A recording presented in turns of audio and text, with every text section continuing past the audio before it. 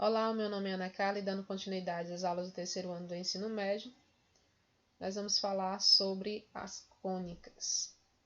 Hoje, sobre a elipse. Dados dois pontos distintos, F1 e F2, pertencentes a um plano alfa, seja 2C a distância entre eles e O o ponto médio de F1 e F2 do segmento.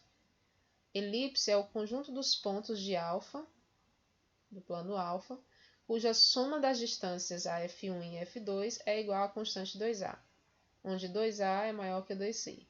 Então, a elipse é igual a um conjunto de pontos pertencente a alfa, tal que P a F1 mais P a F2 é igual a 2A. Mas antes de estudar propriamente a definição de elipse, o que quer dizer essa definição, vamos ver os elementos principais da elipse. Então, olhando aqui para a elipse, nós temos que esse F1 e esse F2, F1 e F2, são os focos. O O é o centro, né? Já que é o ponto médio, é o centro dos focos, sendo ele a origem do plano cartesiano. Se a distância do ponto O até o F2 é C, então a distância de O até F1 também é C. Então, segmento F1 e F2, que é o segmento focal, ele vale 2C. De A1 até A2, esse segmento aqui, ele vale, observem que de O até A2 vale A. Então, de O até A1, como aqui é o ponto médio, então vale 2A. Esse eixo aí é o eixo maior, é o segmento maior, é o chamado eixo focal. De B1 até B2, observem que de O até B1 vale B, então de O até B2 vale B também. Então, isso aqui é igual a 2B, é chamado de eixo menor. É o que não contém os focos. É o eixo menor. Aí, observem que a definição de elipse vale para qualquer ponto. O ponto B1, ele pertence à elipse. Então, a distância de B1 até o F1, mais a distância de B1 até o F2 é igual a 2A. Mas essas distâncias, elas são a mesma, porque esse triângulo aqui, ó, ele é semelhante a esse aqui, ó.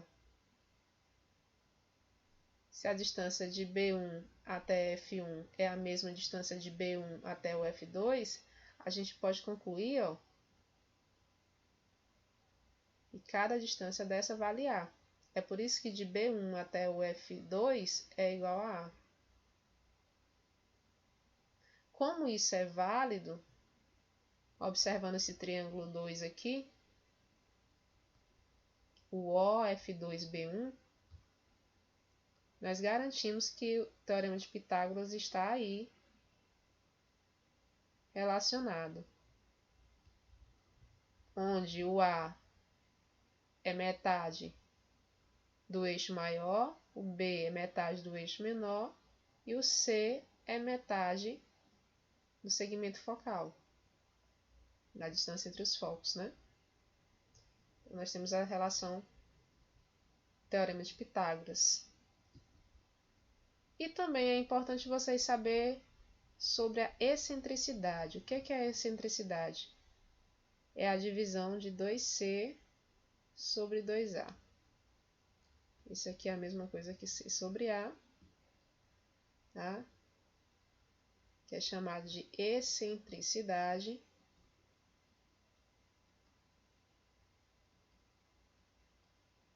que é o achatamento da elipse, o quanto ela é achatada ou não. Observe que 2A é maior que 2C. Isso implica dizer que C é menor do que A. Então, se o C é menor que A, nessa divisão, a excentricidade vai ficar entre 1 e 0. Aí, quando você olha essa divisão de C sobre A, ela vai lhe dizer quanto achatada é a sua elipse.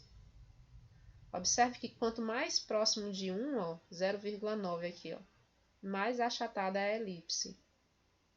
Quanto mais próximo de 0, 0,1 aqui, ó, menos achatada é a elipse. Ok? Então, a excentricidade ela vai dizer isso. Quanto mais achatada é a sua elipse. Esses aqui são os elementos principais. Sabendo disso, né? Agora você já sabe quem é o F1, o F2, o que é 2A, o que é 2C. A gente entende melhor a definição. Que diz o quê? Ó? Que se você pega qualquer elemento, ó, qualquer ponto que pertence à elipse, por exemplo, esse ponto Q, e eu pego a distância do Q ao F1, do Q ao F2, vai ser igual a 2A. Então, qualquer ponto que esteja sobre a elipse, vale isso aqui para qualquer um. Ó. Vale para o R, do R até o F1, do R até o F2, quando eu somo essas distâncias, isso aqui é igual a 2A. A mesma coisa vale para o S. Ó. SF1 mais SF2 é igual a 2A. Eu coloquei para esses 3 pontos, mas vale para todos os pontos que estão sobre a elipse. A elipse é esse conjunto de pontos que pertence a alfa, tal que a distância do ponto ao F1 mais a distância do ponto ao F2 é igual a 2A. Onde 2A, tá, é o tamanho do eixo maior, que é o eixo focal. Estudando a definição e trabalhando essa equação, nós temos a equação reduzida da elipse. Existem duas, a equação reduzida com o eixo, com os focos no eixo x e com os focos no eixo y. Então, aqui, ó, quando o eixo maior é o eixo x, os focos estão no eixo x. Quando o eixo maior é o eixo y, os focos estão no eixo y. Aí dá origem a essas duas equações aqui, que nós estudaremos na próxima aula. Essa aula fica por aqui. Até a próxima aula.